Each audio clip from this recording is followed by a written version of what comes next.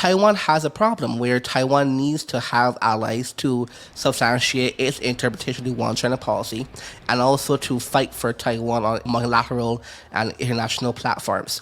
So, for example, one thing you saw quite clear in the last year over the pandemic period, Taiwan and its allies were very vocal on Taiwan entering WHO and trying to help adjust world policy into pandemic treatment. If Taiwan had no allies, the multilateral platform for Taiwan almost become useless. So when you have it as any small country, one of their best things is multilateral system like UN, WHO, in the case of the OAS in the Latin America area. But if Taiwan has no allies, that's a problem. Is there any tension between sort of having allies like Nicaragua, which has a questionable human rights record?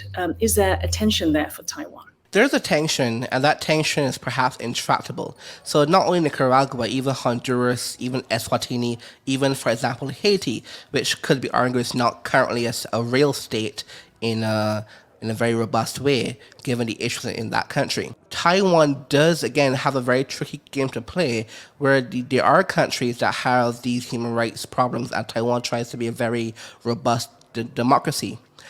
You mentioned Nicaragua. I mean, for example, again, back in St. Vincent, Grenadines, and Caribbean, the Prime Minister of St. Vincent, his autobiography is called Making of the Comrade, and he's a very, very strong supporter of Castro and the Cuban Revolution, even during the riots last year or this year, for example. But again, he is still lauded by the US and Taiwan as a strong supporter of democratic values. So in those instances, it is tricky for Taiwan to say it's only about democratic allies, also on the US side as well.